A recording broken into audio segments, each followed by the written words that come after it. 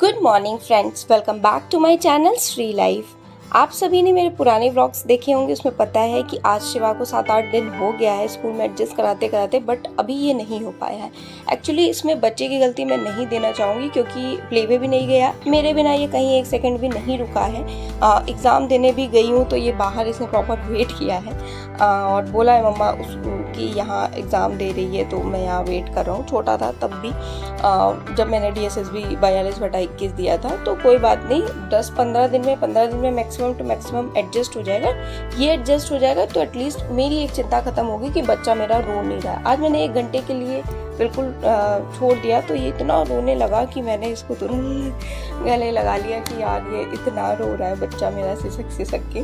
कोई बात नहीं, ठीक है, थोड़ा थोड़ा मतलब पैम्परिंग सभी पेरेंट्स करते हैं तो मैंने किया तो उसमें कुछ गलत नहीं है। 3 साल तक बच्चों को वैसे भी एक बार बड़े हो जाते हैं तो फिर कहाँ उनको पैम्परिंग की नीड है ना। क्लास फर्स्ट में आने के बाद मुझे लगता है धीरे धीरे वो मैं ये नहीं कह रही हूँ पूरी मैच्योरिटी आती है, बट स्टिल समझने लगते हैं 4-5 साल के बाद बच्चे थोड़ा थोड़ा। अभी भी समझता वो बहुत कुछ है, हर चीज़ समझता, मुझे चोट लग जाएगी दवाई वगैरह हर चीज़ समझता है, बट वही है कि छोटा है।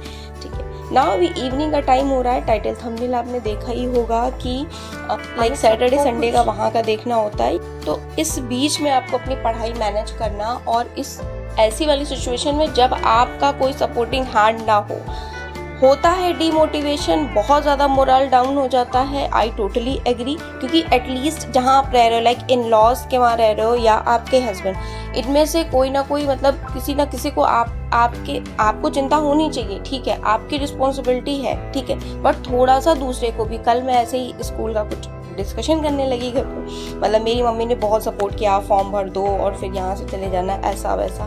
तो मैंने कहा वो तो पॉसिबल नहीं है, सब चीज़ें यहाँ पे डिस्कशन करने लगे तो फिर रिजल्ट मुझे ये मिला कि नहीं, वो भी बच्चा भी वहीं रुक जाएगा, कोई बात नहीं, 2-2:30-3 बजे तक। अब बच्चा कैसे 2:30-3 बजे तक वहाँ रुक जाएगा? 11 बजे उसकी छुट्टी होगी, कौन रिस्पॉन्सिबिलिटी स्कूल में लेगा 2:30-3 बजे तक, 11 से 2:30-3 बजे तक, है ना, ये बात है। तो मतलब आपको क्या करना है अभी, जैसे मैंने ये डिसाइड किया है कि इस टाइम इस साल मैं कहीं अभी नहीं जा रही हूँ, फॉर्म वॉर्म देखती हूँ, अभी नहीं जा रही हूँ। अभी मैंने डिसाइड किया है कि DSSB PRT का एग्ज़ाम हो जाता है या UP का सुपर टेट प्राइमरी जूनियर, जिसके लिए मैं बैठी हुई हूँ 5 साल से, तो वो हो जाता है, वो मैं अच्छे से कंप्लीट करके दे दूँ एंड बाकी DSSB PRT का हो जाएगा, एग्ज़ाम दे दूँगी।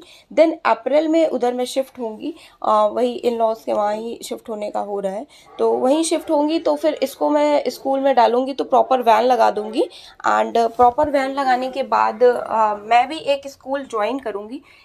चाहूँ तो मैं कोचिंग इंस्टीट्यूट ज्वाइन कर लूँ, वहाँ पे इंटर का मुझे अकाउंट्स मिल जाएगा, उसके पैसे मतलब ठीक ठाक जो भी है सैलरी वगैरह मिल जाएगा, बट मैं स्कूल ज्वाइन करूँगी। स्कूल इसलिए ज्वाइन करूँगी क्योंकि स्कूल में आप वर्क करते हो ना तो आपको सर्टिफिकेट मिलता है और दूसरे स्कूल में, बड़े से बड़े स्कूल में स्विच होते जाते हो, आपकी सैलरी इंक्रीज़ हो जाएगी।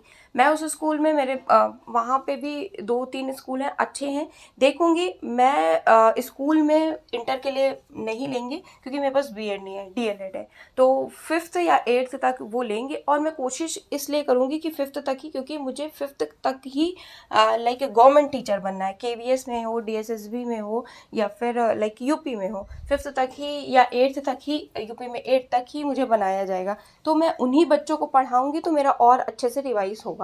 ठीक है, इस वजह से मैंने UP टेट जब दिया था तो तब भी मैं कंटिन्यू पढ़ा रही थी, उसी टाइम में मैंने क्रैक किया था अपना UP टेट। ठीक है, तो पढ़ाना कोई गलत नहीं है। आपको जितना भी स्टार्टिंग पे स्केल मिलता है वहाँ पे तो कम मिला था, मतलब 12,000 मिला था, 2-3, लेकिन 2-3 पीरियड्स भी तो थे। अब यहाँ पे लेकिन यहाँ पे जो है कंप्यूटर नॉलेज, अब SSC का फॉर्म नहीं है मेरे, मतलब SSC नहीं भरा है, मैंने नहीं किया, तो वो भी मैं देखती हूँ, SSC कर लूँगी।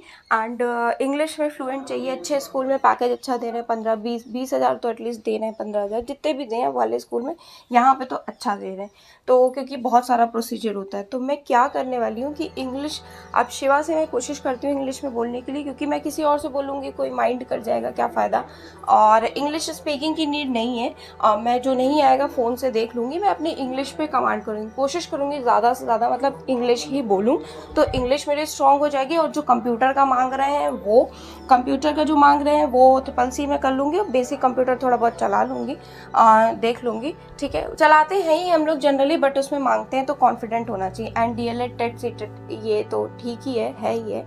और इतनी ही चीज़ें करूँगी। फिर उसके बाद इस ईयर के लास्ट में फॉर्म आएंगी, इतना ही अभी का प्लान। लास्ट ईयर में फॉर्म आएगी। मेरी फ्रेंड बहुत जिद कर रही है कि पीएचडी इनरोल कर लेते हैं, तो मतलब फॉर्म भरना तुम भी इस बार। तो देखती हूँ कि वो इस बार मैं खुद सीरियस हो रही हूँ अपनी चीज़ों को लेकर कि मुझे कोई सपोर्ट नहीं करने वाला।